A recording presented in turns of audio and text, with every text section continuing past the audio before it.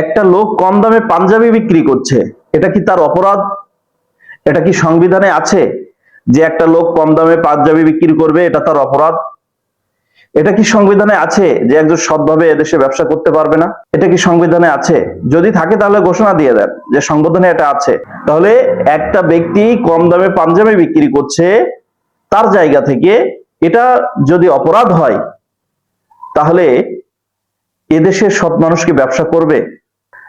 তাকে বলছে syndicate committee, তাকে বলছে কমিটির তো অভাব নাই, সিন্ডিকেট কমিটি তাকে বলছে আপনি পাঞ্জাবি 4,500 এবং পায়জামা সর্বনিম্ন, কিন্তু সর্বনিম্ন দাম, সর্বনিম্ন পায়জামা আপনি 1,500 টাকার নিচে আপনি বিক্রি করতে পারবেন না। এখন মনে করুন নবীন ফ্যাশন যদি 200 টাকায় পাঞ্জাবি সংগ্রহ করতে পারে, বা দেখা যাচ্ছে আপনার 500 টাকায় পাঞ্জাবি সংগ্রহ করতে পারে, সেখানে যদি সে 10 টাকা লাভ করে পাঞ্জাবি এবং পায়জামা বিক্রি করে, এটা তো অপরাধ কোথায়? তিনি তো সৎভাবে এখানে ব্যবসা করতে এসেছেন, তিনি তো মানুষের সাথে জুলুম করতে আসেননি, মানুষের সাথে জালিয়াতি করতে আসেননি, মানুষকে ঠকাতে আসেননি, মানুষের সাথে প্রতারণা করতে আসেননি যে উনি 200 টাকার পাঞ্জাবি উনি 5,000 টাকা 6,000 টাকা বিক্রি করবেন।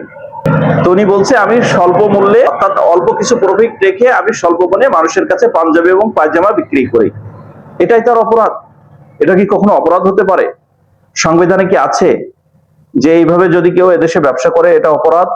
যদি সংবিধানে থেকে থাকে তাহলে আপনারা ঘোষণা দিন। আর যদি আপনাদের সংবিধানে এটা থেকে থাকে যে এদেশে সবাই স্বাধীনভাবে ব্যবসা করবে যে যার মতো, তাহলে আপনারা স্বাধীনভাবে ব্যবসা করার জন্য এদেশে পরিবেশ তৈরি করে দিন।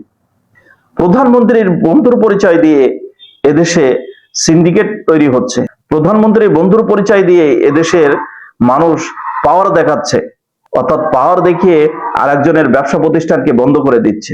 একটাবার চিন্তা করুন তিনি কত বড় অপরাধ করেছেন, কম দামে পাঞ্জাবি বিক্রি করে খুব বড় অপরাধ করে ফেলেছেন, যে তার দোকান বন্ধ করতে আপনারা বাধ্য করেছেন, তার দোকান আপনারা বন্ধ করে দিয়েছেন, খুব বড় অপরাধ হয়ে গিয়েছে তার।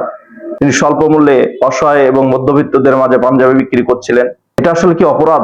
এটা যদি অপরাধ হয়ে থাকে তাহলে আপনারা বলে দেন সিন্ডিকেটরাই এদেশে ব্যবসা করবে, এটা আপনার ঘোষণা দিয়ে দেন। খালি সাধারণ মানুষ এবং সৎ মানুষদেরকে আপনারা কষ্ট দিয়েন না। ধন্যবাদ সবাইকে।